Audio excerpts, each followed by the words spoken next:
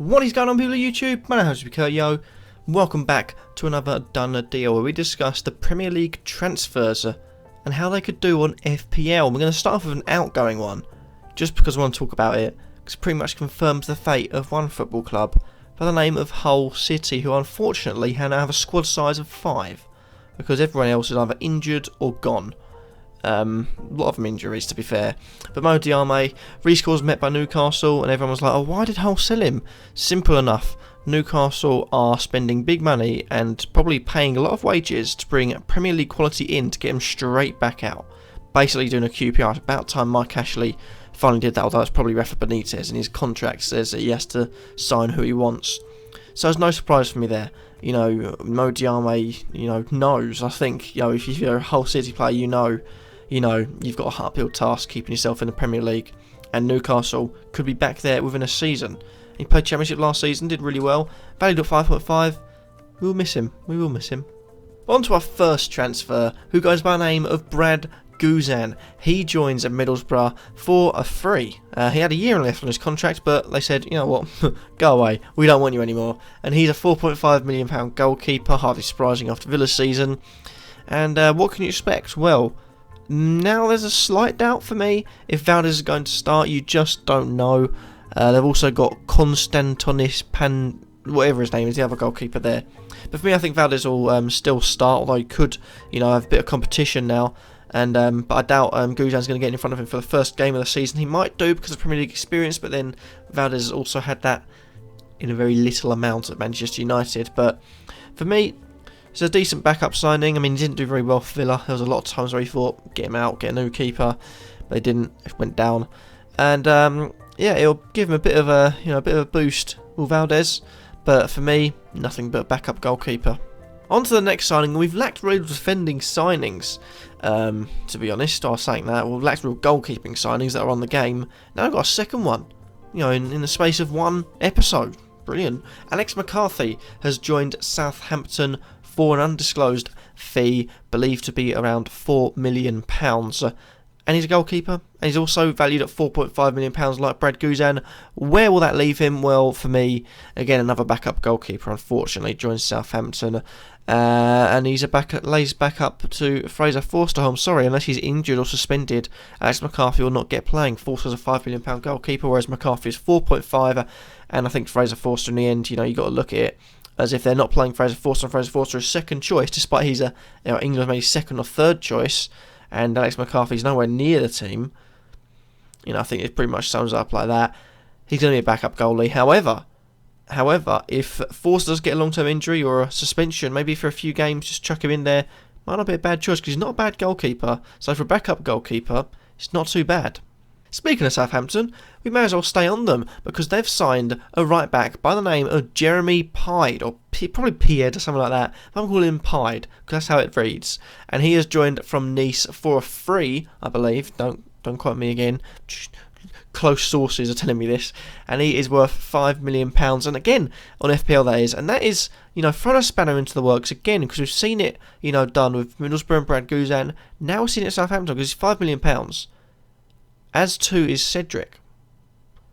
Now, we know, I think his name is Clement Paul, I'm not too sure. He comes from France, he spent a lot of his playing career in France. So, will Cedric be dethroned of a first team position? Who knows? I think he could be. Jeremy Pied joins on a free.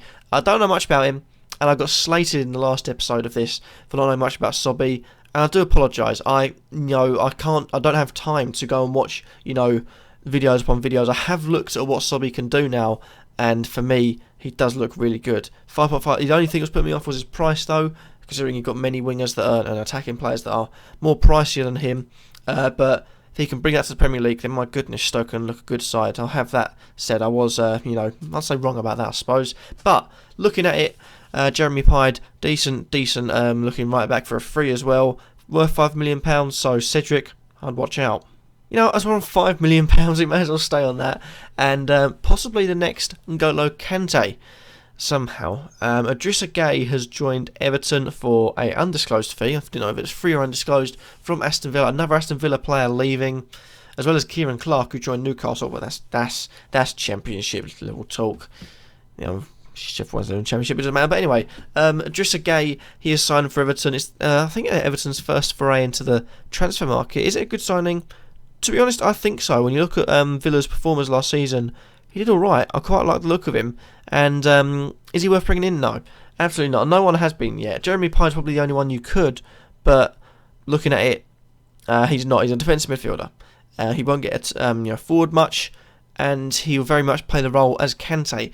As we know, Steve Walsh did join Everton as a director of football, I believe, and all of a sudden defensive midfielders signed. So that's saying something, I don't know, but it could be a good signing for Everton in general. But as far as FPL goes, defensive midfielder, so stay well clear of it. We're going to go out with an absolute bang with Manchester City's new acquisition, a £37 million man from Schalke, Leroy Sane. Whew. He's only worth £8 million as well. So what do I know? I don't know much, because we know that Sterling is worth £8 million, I believe, £8 million. Then we've got another winger in De Bruyne who's worth 10.5. We've got Nolito and David Silva who have 9.0. And for people are saying, oh, obviously Leroy Sané is going to start. Technically, he's fourth choice with Sterling, joint fourth choice. So who knows? I think it gives him a lot of options to rotate. Maybe some players will go out. I doubt Sterling will go because of the English rule. They have to sign another person in. Probably get like Scott Sinclair back in or something like that for a squad player. But it's a weird one because I think he could do well, but he's going to have, maybe limited time, I feel. A lot of people are saying he's going to start.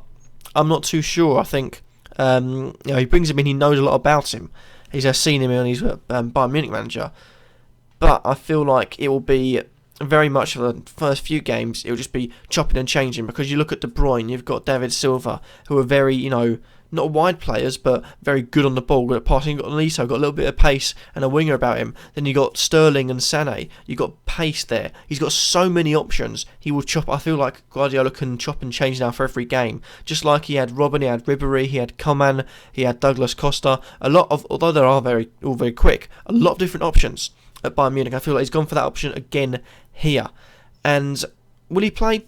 I'm not too sure. £8 million, is it worth a risk?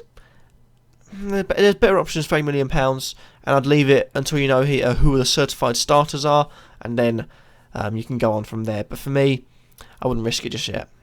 And that is that for today's episode of Done Deal. Hopefully you have enjoyed them. To leave a like and a comment down below who you're most excited for from this list. And also, I am aware Kapustka and Gabriel Jesus have signed for Leicester and Man City respectively. They're not on the game yet, so I'm not going to mention them because I don't want to be, making a video talking about how they could do an FPL when you know nothing about their price.